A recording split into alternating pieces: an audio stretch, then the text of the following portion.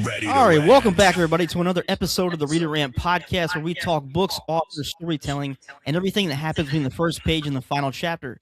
Today, we're going to step into a massive epic fantasy world called Panthara. This is a realm shared by human and elves, shaped by 5 elements and 5 corresponding seasons, and divided by war, ancient grudges, curses, political intrigue, competing loyalties, and mysteries that seem to reach far beyond a single kingdom. At the center of it all is the Neverborne series. This series begins with KingFall, continues with SpellBlade, and we're also going to talk about what's coming next because Book 3, Greyfire, is being published August 21st. But don't worry, we're going to keep this conversation as completely spoiler-free as possible. Rather than revealing where the story goes, I want to talk about where this world came from, how you construct everything this large, how you balance multiple characters and conflicts, and what readers can expect when they enter Panthara for the first time. So joining me today is the creator of the Neverborne series, Ezekiel Eversand. Ezekiel, buddy, welcome to the Read It Rant podcast. I'm really excited to have you here. Before we travel into Panthara, though, I want to start with you. You know, who, at the end of the day, is Ezekiel Eversand, and how did storytelling really become a part of your life? Yeah, so hey everybody, I'm honored to be here. I'm a big fan of the podcast. So how it all began for me, some people may relate to this, especially authors in the community, but I was a storyteller from day one, and it started with just me owning some medieval Legos back in the day. And then at an early age, I got into role-playing games, and I was a DM for Dungeons and Dragons, and I was always the storyteller for my brothers and cousins in the campaigns. And then I got into those role-playing games such as Baldur's Gate, Icewind Dale, and I just got obsessed with the Forgotten Realms. And as life progressed, my brothers and cousins started families at an early age, and here I am just still having these stories just stuck in my mind. And I wanted to evolve past the Forgotten Realms setting, and I knew I had a world in my mind that had been just evolving and maturing since I was 18 years old. And I actually spent 15 to 20 years maturing that world and building the world before I ever wrote the prologue to book 1. And eventually that evolved into what is now the Neverborne series, starting with KingFall. So what is the first fantasy story that really made you think, I want to create worlds like this someday? So I remember my first book that was ever read to me was The Hobbit by my older brother. But when I first started really wanting to get into writing a book and envisioning it was the Driz series from the Forgotten Realms. Mm-hmm. And I really was intrigued by the Drow and, the subterranean elven and all that. And I'm sorry, you're going to hear me accidentally say elven all the time instead of elf, because that's what I call them in my book. I don't use the word elf. So I accidentally am going to say elven all the time. I'm going to be honest, buddy. The plural of elf is elven. Yeah. I can't say elf. It's a plural of elves. It's just, that's just how it is. So don't apologize, man, because you're right. No, but my singular is Elvan, Elvan. For some reason, that's just the way I've done it in my novels, and that's just how I'm ingrained to speak it now. So that's probably how I'll be saying it. But it started with that, the Driz novels, but I had an issue with that series. I stopped reading over time because I started really wanting some realism in my fantasy, and I don't like it when main characters, there's no danger to them. And that anybody that knows that series, I mean, there was no danger to Driz in the series. You saw him on the cover of the next book, and there's I think even one book is called 1,000 Orcs, and he's facing off with 1,000 orcs, and he survived somehow. And I'm like, okay, I'm done with this. I need something to where I need to feel that I need to be scared to turn the page. And I wanted to deliver a book series that made you so emotionally invested in the characters. And I actually do have no plot armor. Main characters do die, and a multi POV. And I thought I had come up with something grand and new. And then all of a sudden I saw the first episode of Game of Thrones. And I was like, okay, this is exactly what I had in mind. And so I read those books, devoured the series. And that author there, George Martin, he embodied what I wanted to bring to a fantasy series, which I like to call realistic fantasy, full of political intrigue and no plot armor. And then, was the Neverborne series your first major attempt at building a full fantasy world, or was there earlier versions and stories before Panthara existed? So that's funny, man. Nobody's ever asked me this other than my closest circle of people. But there was this campaign series.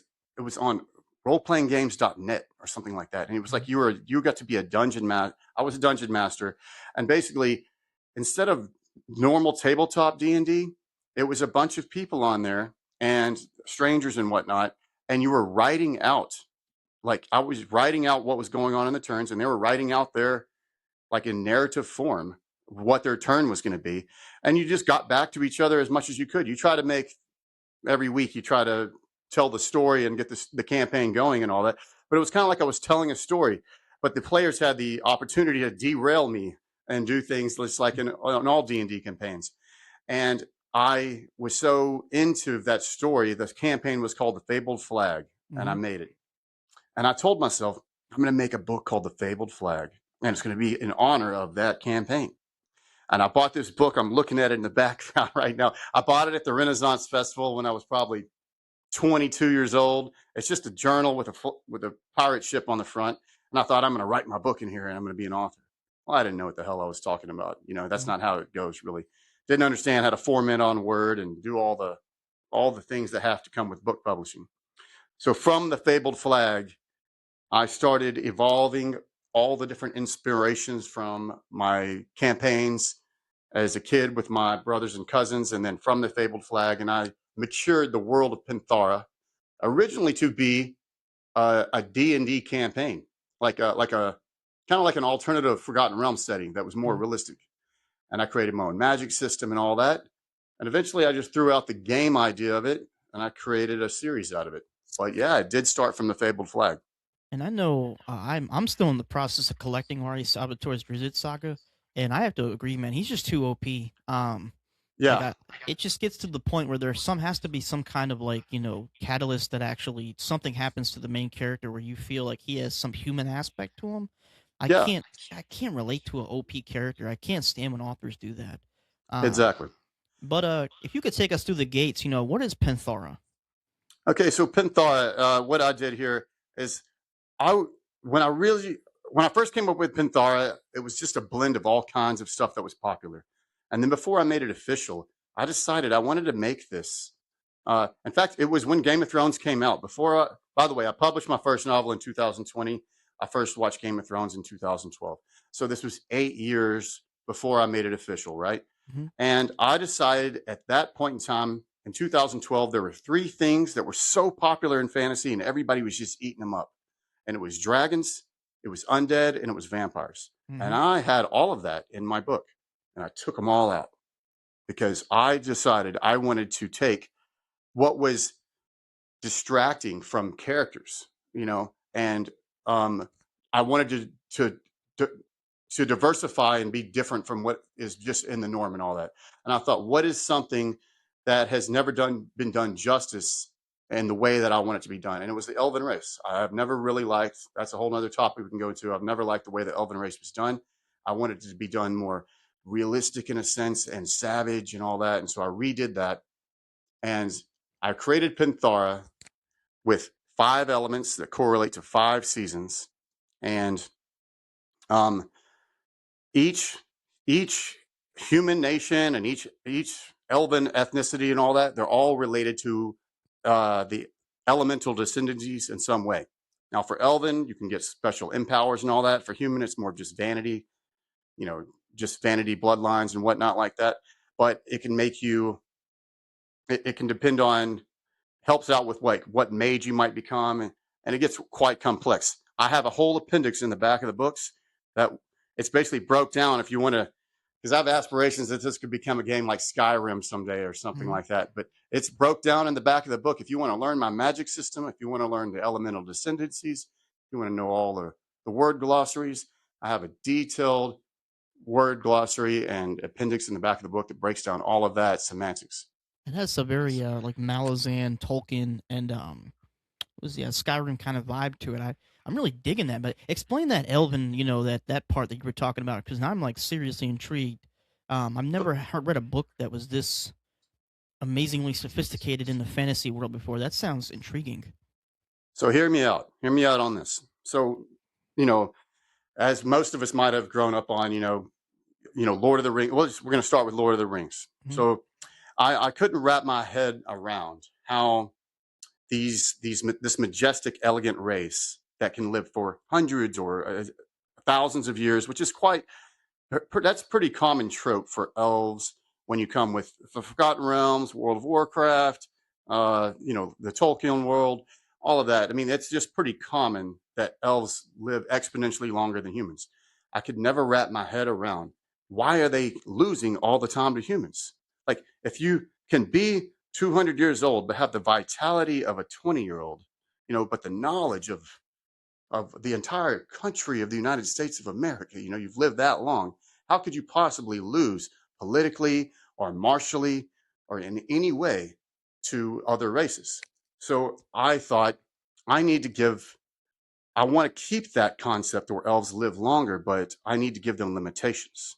So I have my elves in my world. They're not born from a womb. They're born from life trees. They're born out of a cocoon. And their lifespan is tied to their life tree. To get rid of their life tree, and they start aging as humans do.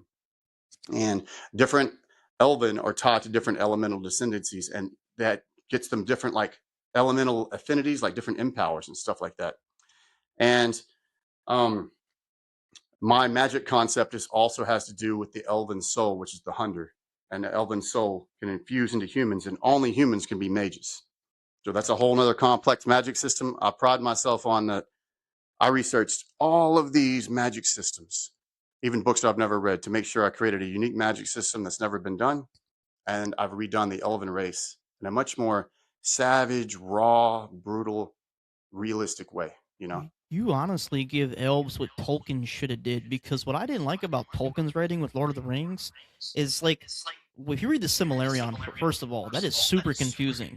You have a divine elven god panel, and then all of a sudden they're in Valar, and then all of a sudden you have Morgoth who literally comes out of nowhere and then just overthrows them. They go to Earth, and now they're just losing, especially with the fall of Gondolin. And Yeah. then like it's just then the Numenorians and Sauron, and I'm like, dude, how are you have this amazing, god tier immortal race, and then Ungoliant eats the tree of Arda, and then y'all are just screwed. Like that, I hated that. But that concept sounds amazing. I have never ever read a novel that described elven culture or elves in such a savage way. That is amazing. How did you come up with that? Man, it's just I don't know how I come up with what I do, but it's just everybody's like, well, what inspired you or whatnot. Honestly, there's not a single person on the planet that comes from a character or anything like that.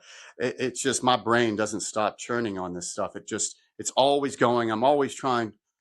I know I have something that I believe in, and I just put my heart and soul into it, and just it just forms in my mind. I will say that the closest thing I can relate my elven race to that would be probably something commercially understood.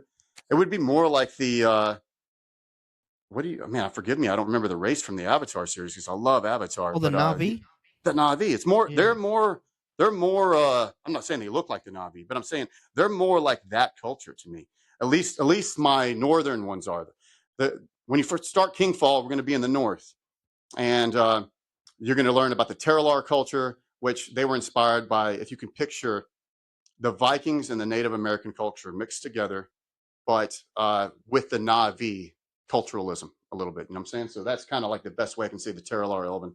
And then I have the Wildenar Elven, which are very just completely nature bound and whatnot like that. Now, when you go into Spellblade, we're going into the heart of the empire that's going south, and we have some much more sophisticated elven that even breed with humans and stuff like that. They call them half-kinders, and that's a whole nother concept we can get into. But they're trying to be basically modernized elven. So, how deeply do these elemental associations affect their everyday life? Like, are we talking about magic alone? Do they influence culture, geography, politics, religion, identity, and other aspects of society? Yeah. So the humans, at least in the central area of what we're talking about, they have a. So here's the way I wanted to keep it.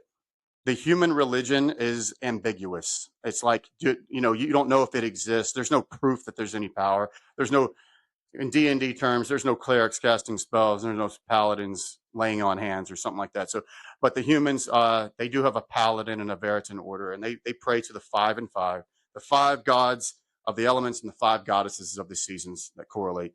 And that is just the natural pantheon. Humans believe, at least the basic cultures believe, they're going to go to the gods' lands after. There's no proof of that. Now, on the Elven, on the other hand, it's much more tangible. It's much more real because it's proof that the Elven do have empowers connected to what their race was. Are they Terralar? Are they Wildenar? Are they Neverworld? Depends on their subrace. And yes, they do have, for instance, the Wildenar Elven, when they move through nature, like nature might bend to them. It starts off. You ever seen Apocalypto? Yeah, that was an amazing movie. So that's how the prologue of KingFall was inspired from. It starts off with a chase through traps in the trees, and you're basically seeing this Wildenar Elven being chased down by these 8 hunters. And when he's running through the trees, he jumps on a tree branch, and the tree branch bends this way, or the brush moves out of his way this way, but it doesn't move for anybody else. And so for Wildenar, nature kind of bends to them when he runs on top of snow, not a single track. Like a Legolas kind of a thing. Yeah. Now my Terralar Elven, the book is so big on the Terralar. In fact, these 3 axes on the front are like one of the main villains / anti-heroes. They were inspired a little bit from the trolls of World of Warcraft, but they got fair skin. I mean, they basically look like Vikings with green war paint on them and whatnot. But they have regenerative empowers, and it comes into play very heavily with how much they can regenerate and what that means for them. So, and the Terralar culture here is kind of what inspired the whole book, is my Terralar Elven. So the only spoiler I'm going to give is that I build them up in book 1 to be the villains, but you're going to fall in love with them because you're going to start respecting them. I'm so glad I bought this book. Oh my god. Holy cow. Fantasy authors, sometimes run into the problem of really having an incredible amount of lore, but needing to introduce it without like overwhelming readers. How do you decide when the audience needs information and when you should simply allow them to discover the world naturally? Man, that is the question, isn't it? I mean, and I have learned. So in my reviews that I've now received, you learn a lot on a debut novel because an author like myself, I know I'm delivering you epic fantasy. I'm giving you something vast. And I keep thinking, what type of reader am I trying to attract? I mean, of course, this is for true epic people that want an epic fantasy, but I want people like my mom to want to enjoy this. My wife is not a fantasy reader, and I want her to like it. I want all people to be able to take it and digest it and process it. So the hardest part in writing it and working with developmental editors is when not to info dump. And I have been praised and even won awards for immersive world building, but everybody also says, sometimes I get lost in the sauce. So I have learned from book 1 into getting better at it. And book 2, because book 2, we learn a lot about the magic system. Book 1, we learn a lot about the world. Now, book 3, coming out August 21st, man, it's twice as thick as all of them, but it's all character driven, pure plot. I don't need to teach you anything about the world at this juncture, and hopefully it's just all been kind of like absorbed. My best advice I try to tell people is don't get lost in the semantics of it. I promise you, if you get through half of it, it's all going to become second nature.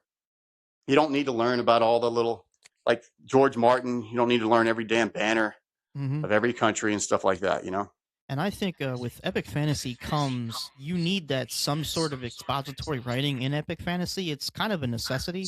Because if you're going to be spending 3 or 16 or 35 books like Raymond Feist's Rift War cycle, you need that expository, because if you don't have that introduction, like an expansive introduction, I think you get lost in the sauce. And I'm going to be honest, I expect expository writing in a first book of an epic fantasy, because I'm going to be spending however many books with these characters. I almost want it. And if it's going to be, I mean, even when I read like Eye of the World or Fellowship of the Ring or Terry Brooks, any of his books, the beginning is always really slow, and it's supposed to be. But with these books, are you gonna is this gonna be a trilogy? Are you gonna have more books out after Greyfire? So I've been marketing it since day one as a 10-book series. Ooh. I have as I've gotten to this juncture now, finally finished in book 3. Mhm. I'm trying to figure out how to make it into an 8-book series. I would love to trim it down, maybe kill more characters quicker. I don't know, but there's something I got to do. But I would like to make it down to 8. I have been marketing it as 10, Mhm. and I guess I'm not going to change that at this juncture. But I have always known. I have a whole file of the character death list. I know what happens in each book. I know when it's going to happen and how it's going to happen. It's just kind of how to connect the dots to get there in a you know organic way. Um, Let me go back to something you were just saying too. How do I deliver it? To where I don't lose the reader. In that, for one thing, I will tell you this. Let me use Game of Thrones as an example. I watch Game of Thrones. I love the hell out of it. We're not going to talk about the last season, but we're talking about just in general. One of the In last 2 general, I books that like. didn't come out. Yeah. So in general, I loved it. But guess what? Guess what I liked more about Game of Thrones? I enjoyed Game of Thrones more the third and the fourth time I watched it than Mhm. the first time I watched it. So my books have rereadability. Like the things that you kind of slowed you down in the first part, and then you read it and you go back and read them. Well, guess what? For instance, my readers right now, before they read Greyfire, they're like, "Oh, I'm going to go back and reread KingFall." Okay, good, cool. But guess what? It's going to be more enjoyable now because you're like, "Oh yeah," because I have so many Easter eggs, Mhm. so much. You're going to understand that plot now that you're not overwhelmed with it. And I try to wonder, when do I deliver it in the narrative? When do I deliver it in dialogue? You don't want long-winded dialogue. It's just kind of figure it out. Mhm. And I have released a new 2026 revision of Kingfall, actually, that actually it does trim down a little bit on some of that exposition that was a little overwhelming, but that's that.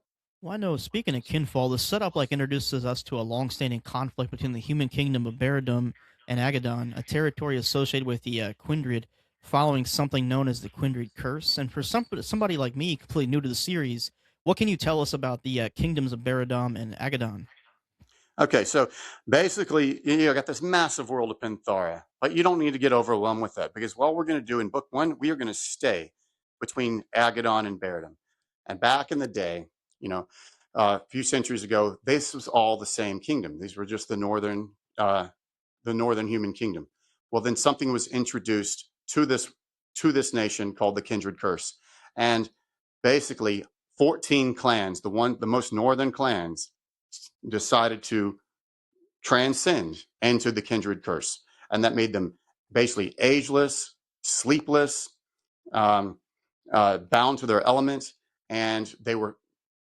The best way to describe the Umbran that turned them is kind of like a vampire lord in a way, but Hmm. the Umbran are basically transcended Elven, while the Kindred are transcended humans from an Umbran. And they get great skin, everything transcends about them. So these 14 clans formed Agadon. And then the ones that didn't want it, that refused that, they pushed across Continent's Kiss, this land bridge right there that connects the two continents, and they formed Baradum. And for centuries, there has been a war against Baradum versus Agadon. Right when the book starts, I'm talking the prologue, for some reason, the border army that has been guarding the fortresses called the 14 of the land bridge right there, they vanish. Like thousands and thousands and thousands of the army are just gone, and no one knows what. So they send a bounty hunter, the Westwalker, to go and investigate it. The Westwalker is a different type of kindred. He's a Skyborn, and he is my Skyborn are from the Eastern culture. The best way to relate that is kind of like my Asian culture. And he is over here working as a bounty hunter. He has such deep backstory and lore. He's one of the main protagonists. And he is basically trying to find a cure for himself. He wants to cure himself of the kindred curse. And he is over here trying to investigate, where did the army go? What is going on? This seems duplicitous. What's really going on? And you're going to find out through the Westwalker and through the Royal Inquisitor, who's got prisoners in the deeps, and in her interrogations, and a few other things, such as this fallen prince who's escorting one of the main leaders, one of the main Umbran leaders. all of these three storylines combined of what's actually going on with this, what you're going to find out to be a shapeshifter conspiracy theory taking over the human power nations from the inside out. I know the Quindred. That sounds like a dang man. I really wish that all three books were out because I'm gonna probably buy the second one. I'm gonna more than likely buy the second one too. Because Jesus. Cool. Well, it's a couple weeks away now, so it's right on the verge.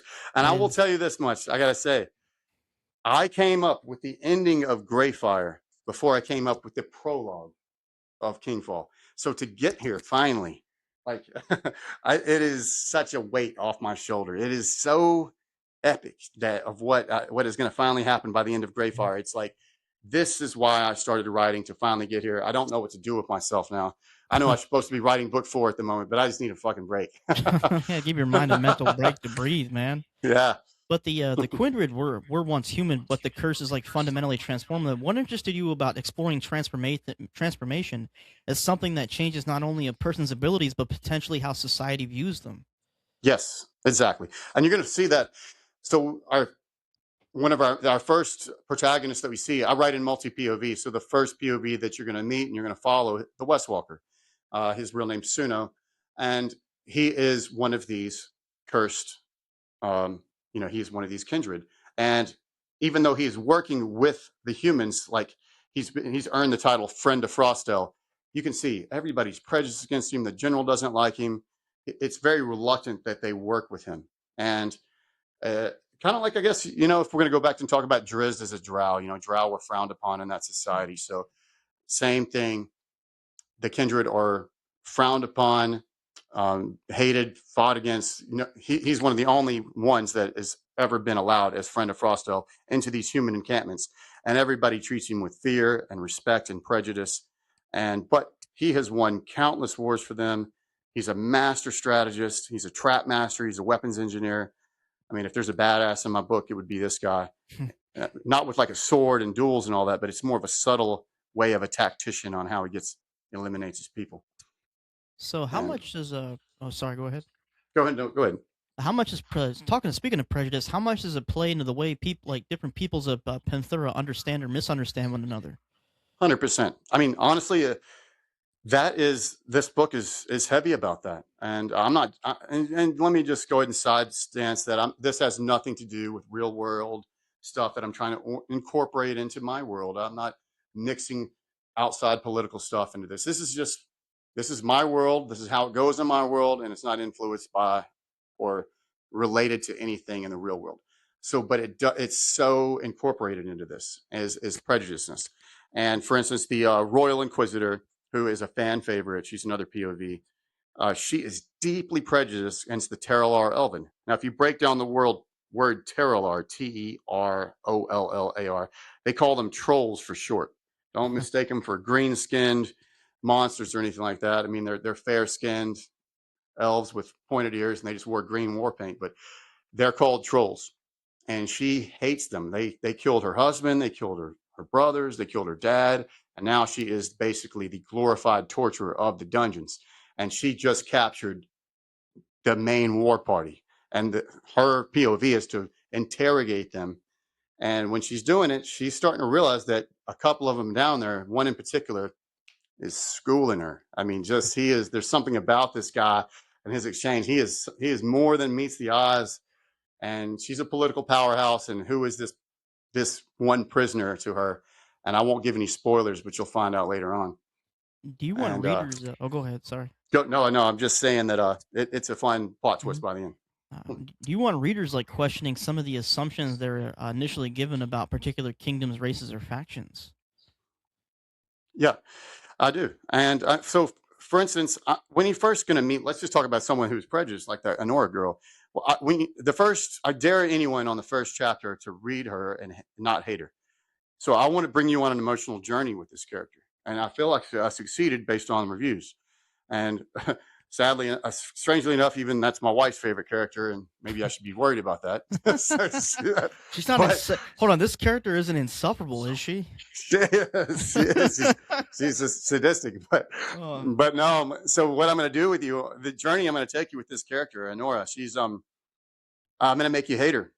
You're going to think she's just a miserable person to watch and read, and then you're gonna respect her, and then later on, halfway through the book, you're gonna understand her, and then by the very end, you're gonna root for her. And like it's like you're gonna like if you went through everything that this person went through, I dare Uh-huh. you not to be the same way as her. And then all of a sudden you're kind of rooting for this person by the end, and you're seeing how she feels. That is genius. You seriously took a real life traumatic concept to a character, introduced it into an epic fantasy to the point that that is brilliant. That is epically brilliant. Like, Uh, wow. She's a hard character, right? Music is the only real magic in the world, in my opinion, and It I have is. to listen to a certain type of like dark instrumental music and lighting in my room. When I become her, it's like method acting. I have Mhm. to, because I want it to be so real. Mhm. I've been told that if you go into any one of my POVs, you could be dropped in the middle of a chapter and you know what character you would be. So I want you to really feel what she feels when you're in her. And it's a fun journey, but it's hard. Sometimes I got to take a break. My wife's like, "Well, how much have you got written?" I'm like, nothing. I mean, I'm staring at the page for 2 hours because I can't shift from her little innocent, naive daughter who's fancying about princes and you know green green places. Now we're in the cold north and the dungeons, and I got to shift to Honora and go straight to her. It takes a while to authors are actors. We got to Mhm. become another person. I'm not just one character. I am multiple characters. It takes a while to shift into them. Speaking of somebody who loves classical music and especially like things like Chopin and Alexander Scriabin, what kind of dark classical do you listen to get yourself into that character? So I'll say that it's. I guess I don't know how you really categorize this, other than what YouTube categorizes it. But it's like epic instrumental music, and it would be called like score music, Mm-hmm. like the music that they usually play on movie trailers, Mm-hmm. and some really major ones that, in fact, you don't even know you're listening to it when you watch some of your favorite movie trailers. But Elephant Music is one of them. Succession Studios is my all-time favorite right now, and then Audio Machine has some amazing ones. And those three right there, they have carved so many of my chapters for me. And sometimes actually, I think I got it figured out. This person's going to live and whatnot. And then all of a sudden, I hear this song made by one of these composers, and I'm like, oh, that's how they die. That's how such and such dies. And all of a sudden, I come up with another epic scene, and music just shapes it. Or sometimes music will make someone live longer in the book. You never know. Yeah, I'm a big fan of composers like Danny Elfman and Hans Zimmer. Um, Oh, Hans Zimmer is definitely a few of his songs have definitely inspired some of my stuff as well. Yeah, yeah. I'm older, so I love that classical piece of music. To me is life. Like I don't know how anybody lives without it. Like I have a stereo in my kitchen on up on my shelf. I have like a boombox and stuff because I music is such an integral part of my life. It's how, to be honest, I think humanity was meant to cope anyway. Hell Um, yeah, absolutely, man. Me and my wife love going to music festivals and stuff like mhm. that. This is one of our big pastimes. We always go. Yeah, I miss the way music used to be. But that's a conversation for another podcast. Of course. Yeah. um, but I'll who? say, if you want to stay on the music topic real Mhm, quick. So mhm. let's talk about a D&D class that has been made fun of, misconstrued, no one takes seriously. Let's talk about the Bard real quick. So I've always thought that was kind of like, why is that always a class, whatnot, But I wanted to include that in my series, and I wanted to have a Bard character. He's one of the main characters, especially in Greyfire, that he believes that music is magic. It's not in my world. There's not he's not doing magic like my mages are or anything like that. Mhm. But he has the power that he has through his charisma, and when he does song, the way he encourages people. And I've even wrote out all of his songs. It's in their books, and I've had some of them made. And you know, it's neat to incorporate a bard's realistic persona of how music can be magic and make it realistic in a book. It's pretty It, cool. it bewitches people, to be honest. If you have the right Yeah. melody with the right or the right tempo with the right chord progression, you can honestly bewitch people and entrance people with lyrics and music in itself without having Man, any magical ability. 100%, man. Hmm. That's nowadays. That's Hmm. that's that's exactly right. Hmm. Hmm. But We have to get. Let's bring up the Westwalker again. Who is the Westwalker when we first encounter him in Kingfall? Okay, so all right, here's your spoiler. I'm not going to give much from that, but the way I did the prologue was a reverse POV.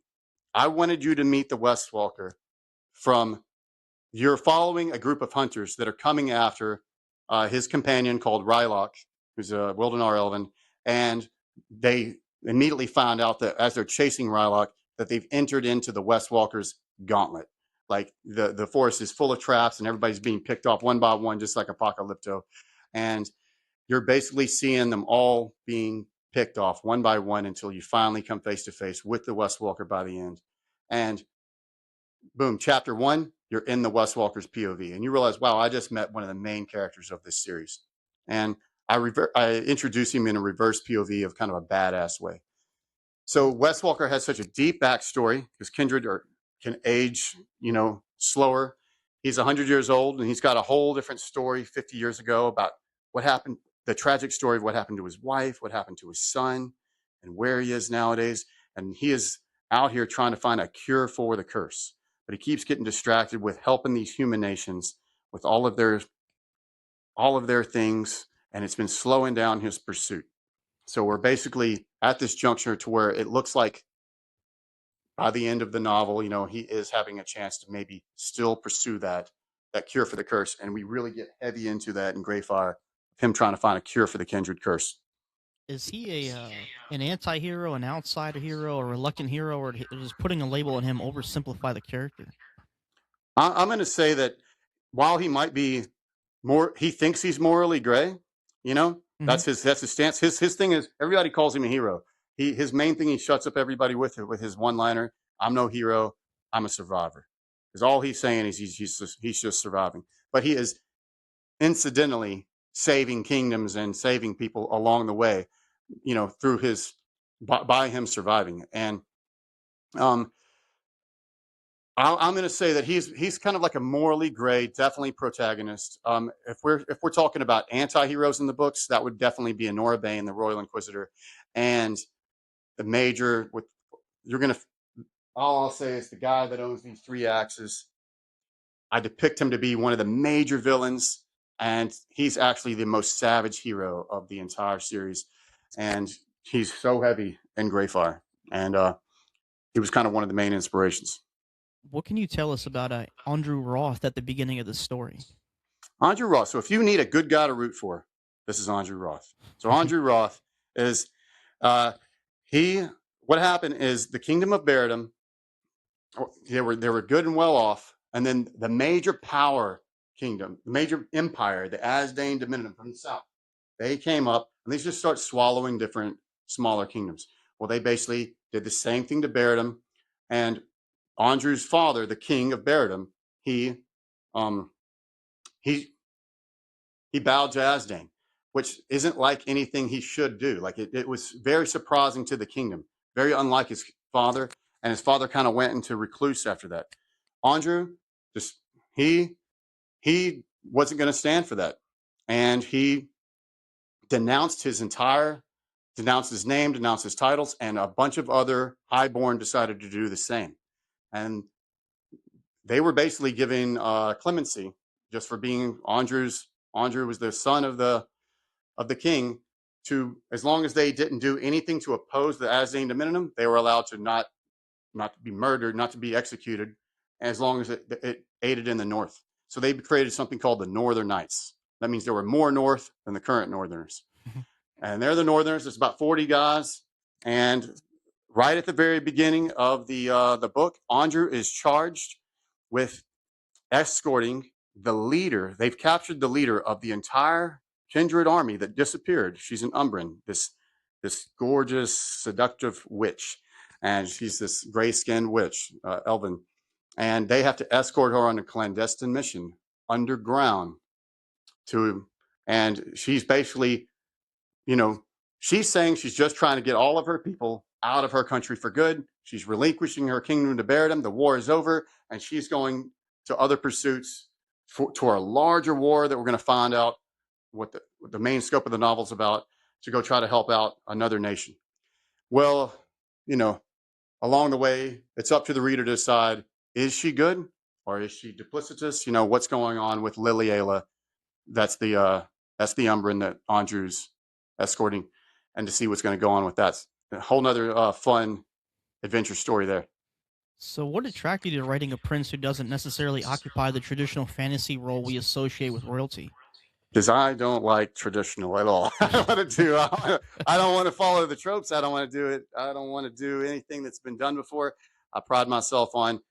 In fact, like even when I came up with my magic system, I hadn't read Sanderson yet. I hadn't read a bunch of other stuff yet, and I went and I was like, everybody talks about Sanderson's magic system. Let me just read about his magic system. Let me read everybody's magic system on Wikipedia and make sure that mine isn't going to be saying that I copycatted anything. So I just wanted to make sure that what I came up with was different. And I thought, the normal Prince in Shining armor, that's just it's overdone, and there's no damsels in distress here. I wanted someone that he's got nothing and he's got to work for it all, and we don't know why. Why his father's not. We know there's something not right with his father. We got to figure out what's going on with that. There's something missing with his mother. What's going on with that? And I wanted him to just, bam, be injected straight into the clandestine mission through these underground elven catacombs, basically, underneath this country. And he's with the main enemy and, just slowly getting fed morsels of information as the story goes. Yeah, no, I tried to read Sanderson, Mistborn. I actually have all of Sanderson's books, and I'm not even going to go there, man. Mistborn was just a flop, in my opinion. Yeah. Yeah, it's just meeting after meeting, and it's. I think it was his first book, and you could tell he had so much more to learn when he wrote it. Yeah. But did designing an underground civilization require you to think differently about geography, architecture, culture, light, food, travel, or even combat? Yeah, of course, definitely. And I'll say I was such a fan of all the Drizzt novels that with the Drow and whatnot. And then Mhm. I played, gosh, Icewind Dale, Baldur's Gate, played all those games on the computer. I just fell in love with that concept of that possibility, and I guess that kind of helped inspire my underground. Who are my main antagonists? I guess it would be my Neverreal Elven, even though they're albino Elven. That made more sense for me. Um, and yeah, man, just to come up with those concepts of how they would see and what empowers they might have. And I have these things called crystallites that glow underground, and what lives down there, the minimal that lives down there, and it's fun, to create the architecture of what I believe it would look like, and not to try to copycat anything else. Yeah, that you have a very original concept, and I really appreciate that because originality is very hard to come by in this market. Um, it's a great thing, but I tried. Speaking of Baldur's Gate, man. Baldur's Gate 3 is hard. Oh my man, god, dude. man. So I Ooh. must have restarted 3 times, and I'm in Act 3 right now. But I admit, like right when I got to Act 3, I was heavy into writing Greyfire, and I committed to myself. I was like, I am not going to play that game anymore until I finish Greyfire and it's published. And it's almost technically I don't really have anything else to do in Mhm. Greyfire. I finished my final revisions today. Actually, just uploaded the cover file. I I'm not really supposed to touch my book right now, which is so weird not to go in there and do some little Mhm. add something. But I told myself I'm allowed to play my game right now, but Baldur's Gate. But I'm gonna wait till it releases probably next month, and then I need to finish the damn game. But it's so hard not to go back and make another character. It is. It's frustrating because like I think I died like 6 times, and I'm like I gotta put this down. Like, Yeah. And once you get the hard, the beginning is very hard. oh Yeah, yeah. once you get a little further into it, it's a lot more easy. But man, that one, I was such a fan of part one and part two. In fact, I'll say this: the shapeshifters from Baldur's Gate 1, the doppelgangers, that Mm-hmm. was my inspiration for the main issue I wanted to have in my books. Was I want it to be about shapeshifters. For Mm-hmm. some reason, the concept of shapeshifters to me is the scariest thing that could possibly exist. Is for the possibility of people that you love and know, or the people that are in control, to be something sinister and something different. So I wanted to incorporate that as the main problem of my series. The Neverborne series, the Neverborne are my shapeshifters. So, and but yeah, Baldur's Gate 3.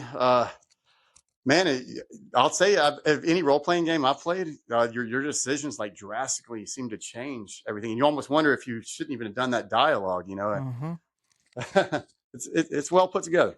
And I know my brother and me, we were playing. We had my brother's like, I think we got to play this game with one or two or more people because if you have characters that play alongside you, it helps you so much more. Oh, Because the monsters are so powerful, you fight, they hit you once and you're dead. I'm oh like, yeah, man. what in the heck, man? Like, but I'm gonna be honest. Shapeshifters in this genre, it's very rare to see epic fantasy writers, write about them. And I think it's something that I really appreciate you as an author taking the time to devote to it because they are, in my opinion, they are the ultimate antagonist because they can shapeshift into literally anything and they could deceive in the most screwed up way, and they can really give your plot so much depth, and you could write forever because of what they keep doing, and they're hard to catch. Yeah, I think I've seen them thrown into different fantasy novels here and there, and then it's almost like they act like they're some minor nuisance. I Hmm. mean, I've seen it in Sanderson's novels, I've seen it in Forgotten Realms, many things, but I feel like that would be a shapeshifter can be anybody. Hmm. They could walk right up to you and assassinate you and whatnot. I mean, I just feel like that would be the main problem for anyone to have. So Hmm. this infestation that I have of them taking basically becoming the political heads of all these human power nations. Uh, I don't know. I just feel like that's the biggest villain there could be. So Yeah. How important is the idea that history is often written by whoever survived or controlled the narrative in the world of Panthara? yeah. So that is a big deal. So being big into epic, fantasy and immersive world building, the historical accounts is something that is a hard thing for me to keep track of. For me to keep track of what's going on here and there, and how people would know uh, of these events and when they're happening. So that is a tedious and difficult part to keep in the narrative and not to let the reader get lost in the semantics. Because here's the thing: I want to attract a reader that can just flow with the story and not get lost in those semantics. But I also want to attract those super Star Wars fans that know everything there is to know about every little thing in Tatooine. I mean, I don't know. Like, I want that person to also read between the lines if they so choose, and Hmm. they would digest it because it's there. It's there if you want to grab it. But I don't want the other people to be like, "Hey, man, just you don't have to keep shopping on all 11. Move on and get with the story." So, Speaking of Star Wars, um, there's over 200 canon novels in the Legends and the New Republic, and I know for me, it took me years to like educate myself on everything on Tatooine and everything in the actual universe to figure out why everything is in the actual like the movies they do a horrible job at actually depicting like what is really going on. There's so much politics that go on in the background that they yeah, don't talk about in the original trilogy that really you lose your viewer if you're not a true Star Wars fan, you are not going to go know what's going on politically that motivated Palpatine and all these other things to happen all at once. They do a bad job of connecting the dots. they do. Like, so have you seen the Andor series? Dude, I refuse to watch anything with Disney Plus anymore with Star Wars Oh, because the Acolyte Andor after the Mandalorian, that was amazing, and the Book of Boba Fett and Obi-Wan, but the Acolyte Andor, I'm not a political guy. I'm tired of the wokeness with Disney. yeah. It's a cartoon, it's a sci-fi thing. Let's leave politics out of it. What I liked about Andor, just I mean, not to go against that, but I loved that they did convey in a very realistic way how a rebellion would form, and uh, I did enjoy the realism of how a rebellion might actually successfully form, and I enjoyed the realism of that. Now I'll tell you this much, man. Have you ever played Knights of the Old Republic, the computer game? Yes. Now that Oh. that's the way Star Wars was supposed to be told, man. Like, that's Yeah. like that is I used to love that game, and that really like taught you about the lore and everything like that. And Have you ever played The Force Unleashed 1 and 2? oh, I think I don't know, man. I think I have. What system was that on? I think. Oh, geez. I think it was the original PlayStation when it first came out, or the PS2. I can't remember. Um, Okay. but I have a PS3, and they everything is on Game Pass now.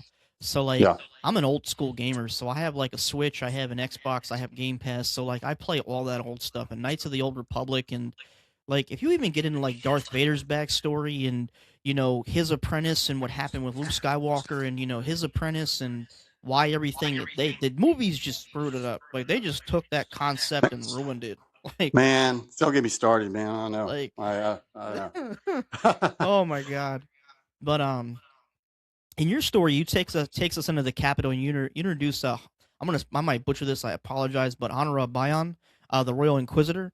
Um Yeah. and this is Um, and this is where the political side of the story, becomes especially interesting because there are rumors that shapeshifters may be impersonating influential people.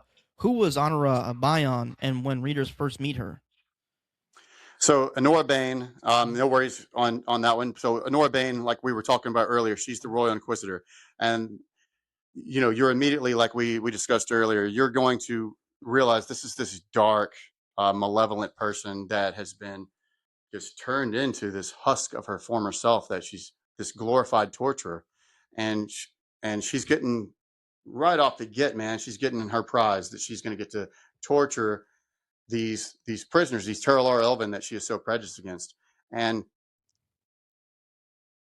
but she's being checked by the council on what she's allowed to do and what she's not allowed to do. Furthermore, she has her daughter Ebriel shadowing her throughout this process. Now, and Ebriel is just basically this naive girl that wrong place, wrong time, doesn't want to be here, and Ebriel starts getting manipulated by these prisoners herself, and it's a big little power dynamic on plots and twists that are going to come about. But Anora is a fan favorite that everybody, like I say, you're going to hate her, you're going to understand her, you're going to respect her, and then you're going to root for her by the end. And that she just, and then come Greyfire, I won't say what happens, but, she's a force to be unleashed that she cannot be controlled. And it's a lot of fun with her. Was paranoia like something you specifically wanted to weave into the political side of the series? Oh yeah, definitely. Everybody, because Honora, she knows something. Andrew knows there's something wrong. The West Walker knows there's something wrong. Honora goes, there's something wrong. Neither one of them are next to each other. They're all off on their own plot trajectories. They all know there's something going wrong behind the scenes, and it's just starting to be slowly unfolded as KingFall lets out on what is going on. Which the spoiler is about the shapeshifter conspiracy that no one knows about, but they are slowly finding out about it. Here's a cool little shift, real quick. Book 2, Spellblade, is not the sequel to Kingfall. This is a parallel story going on in the South. This is characters in the North, Mm-hmm. Agaddon and Baradin. We're going to go straight into the heart of Asdane with Spellblade, and in the biggest city nation in the world, Goldgarden. And we're going to dive straight into a much more glamorous story in Spellblade. We're going to be uh, guild politics, gangs, gang wars, and we're going to have this royal palace, this corrupt royal palace that is knee deep in the shapeshifter conspiracy stuff. And by the time you get to Spellblade, you already kind of know a little bit about this, so you can dive a little bit faster into that story flow. So where does so I'm guessing the second book is like a bridge novel. Um, Yeah. what? So if you're watching an HBO series, Mm-hmm. you would actually be watching the first chapters of this and the first chapters of this in episode 1. Oh shoot. And then it would go forth like that. You could read these in tandem as a second read through. Huh. So That's a so where does the first book pick up if the second book starts in the South? there, so I have 5 seasons in my book. Okay, Mm-hmm. Dawning, which is the spring. Mm-hmm. Okay, Mm-hmm. so Kingfall is going on in the Dawning in the north. Mm-hmm. Spellblade, same exact time going on in the Dawning in the south. Okay. So these are same timelines going on. Okay. By the time Kingfall ends and Spellblade ends, you will see that the characters of Spellblade, most of their plot trajectories are going to make them collide with the Kingfall POV characters. So their Ah. storylines merge together going into book 3. Ah. It's pretty damn cool.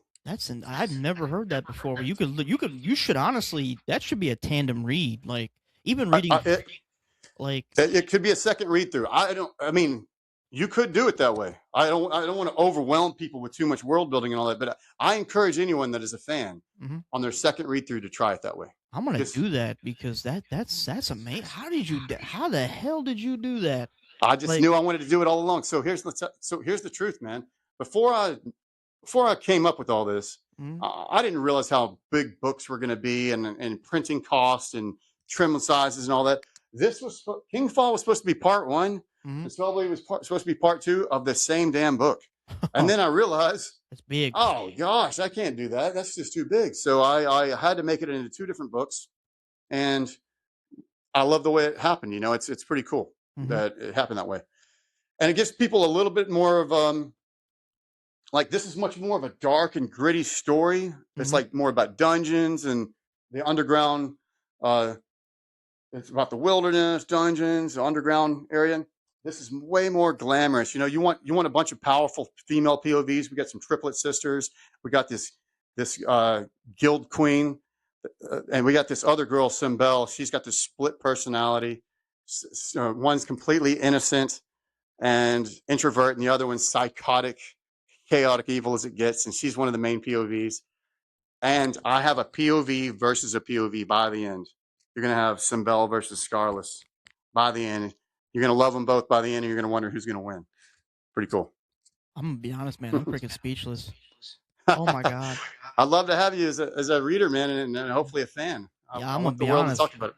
I'm gonna be a reader. I already Cool. bought both books, man.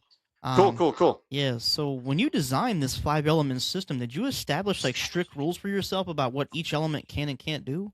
Oh, yeah. So, yeah, definitely. And in fact, KingFall and SpellBlade don't have it, but at the end of Greyfire, I finally have my whole magic system broke down in the back of the book. So finally, readers will get to see my whole magic system broke down. But so we'll break it down real quick. So the dawning, which is my spring, is related to the element of earth, which I don't. This is not earth, so we don't call it earth. We call it Terran. Mm-hmm. So, and then fire, the element of fire is related to the season of Sunder, which is my summer, by the way. So Sunder season is Greyfire. And then uh, sky, the element of sky is with my uh, season of the reaping, which is like autumn, fall. And then winter is called the umbra, and that's with shadow. Shadow is like cold and disease and stuff like that. My fifth and final season, which will be my last book, that is water, and torrent is the name of that season. I already know the name of the book. I don't know if I want to say it yet, but I already know the name of it, and that's it's gonna be the big one. Do you have like the rest of like what is it? Like 5 or 6 books left? Do you have like all the rest of the books in the series already titled and like laid out in like an outline? Yeah, so I'll have the titles. Some of the titles kind of shift from time to time. I definitely have known the name of book 4 or 5, and I definitely know the name of book 10. Some of the other books are kind of like playing around with right now, because there is some way I am trying to make it an 8-book series instead of a 10-book series. I don't know. Sometimes I feel like that's a little overwhelming. And let me tell you, man, it's hard to promote a third novel whenever you still need a lot of people to read your first novel. Mm-hmm. Because this novel's way better than this novel. I'm not as good as I am now, but how do I got to get you there, right? So it's Mm-hmm. kind of hard. I Well, can't imagine how hard it would be to start talking about book 8 when you got to get people started from the beginning. and I know a lot of authors don't really release any more books until their first book does a lot better. But I know, Yeah. TikTok really doesn't help either. And I hate to talk bad about TikTok, but the algorithm has been pushing a lot of indie content to the fringe, and it's been a lot of advertisements and trad advertisements, and it's frustrating. Oh, man, I'm speaking into the wind, man, all Oh, the time. I don't same here. understand. Like, Yeah. I complain about the algorithm on like every other podcast I do because it's like it's ridiculous. That's why I started these author interviews because I figured, I multi branched out into multi different platforms of social media with YouTube, Spotify, TikTok, Facebook, and everything else, just to branch out because of how suppressed TikTok gets for content creators and authors and everybody trying to promote their book, to reach a broader audience. Um, but you got me as a fan, dude. I'm gonna be honest, man. Like, Awesome, man. I love it. I can't wait till Amazon delivers them because that sounds like something I have never. The only thing that I could possibly relate it to is reading Malazan, but it sounds so much more interesting than Malazan because you're not all over the place like in Malazan. Yeah. Um, Malazan was confusing. I actually had a freaking chart figure out where the hell I was at in each book I because admit I had to put Malazan down for a little bit, when I first started reading it. But I've had people relate me to Malazan a little bit too. mm-hmm, The only thing I can say is, Malazan stays so heavy in like the war, at mm-hmm, least, book one and all that. mm-hmm. I'll let you have a little break. You get to have a little break from that when you go to book two. KingFall, yeah, you're going to feel like you're in shit going down, and it's heavy and intense, and a war had just ended basically. But I'm going to pretend that things have there's sunshine by the time they come to SpellBlade. Now I don't. Everybody knows this about me. If you've heard anything, but I don't do happy endings. I mean, there's no sunshine and rainbows by the end. Every single POV by the end, shit's gonna hit the fan. But at least it's a little bit more of a glamorous ride in SpellBlade, Mm-hmm. So I mean, do you consider yourself dark fantasy or high fantasy or? yeah. So obviously it has some high fantasy elements, but I try to keep realistic fantasy, if that makes sense, and I defend that all the time Mm-hmm. because I want you to understand. I'm the kind of person that needs to understand why things work, So I do explain why my empowers work, why my magic system works, let you understand it. But it's definitely epic fantasy. It encompasses epic fantasy in all the way that it can. Just how immense and deep the world building is. But there are dark fantasy elements all throughout because it's deep about. It's very, very gritty. There's a lot of dark powers going on, and there's the shapeshifter conspiracy going on. So there are. It can still be categorized in dark fantasy because of all of those things that I encompass into it. What has publishing the Neverborne series really taught you about yourself? Um, so I knew that I had a story that I felt like I know, and you tell yourself these affirmations as an author. At least I do. I have the best story that's never been told. I know I believe in it. Like I have dreams of this to be an HBO series one day, for it to become a Skyrim type game. I have all these, and I'm not going to stop until it's there. I'm not going to. I have no fucking clue how to market right now. I'm failing it daily at it. I'm just Mhm. speaking. I always hope something's going to catch. And but I'm going to keep doing this. I'm not going to stop until my brain stops working. I'm just going to keep talking about it. But um, it has taught me that people do like my story. People do believe in it. People do think it is as good as I think it was. It's one thing for you to write it and think, I hope you like it, but to hear other people say it, oh man, my world stops. My just to hear someone else talk about it as highly as I hope that they would think about it. And every time a new indie author or a new fan talks about it, or hopefully you yourself, man, I tell you what, man, it just motivates me to not take a break, to keep flowing, and I live for it. And I So know with the way you describe it, like I'm gonna be honest, can we get like a live action series or like a please, movie or because I'm gonna be honest, books like these though you can't make them into movies. There's so much that happens the way you describe it that they oh, it kind has of to be a series, it man. has to be a Yeah, series because like movies don't like they're making a movie about Aegon's conquest. I'm like you need I to saw make that. that a series, dude. Yeah, Like there's so much that happens in the beginning of Fire and Blood that yeah. like they just that needs to be a series and I the way you describe your books literally would make a Look beautiful series. Yeah, at this book right here.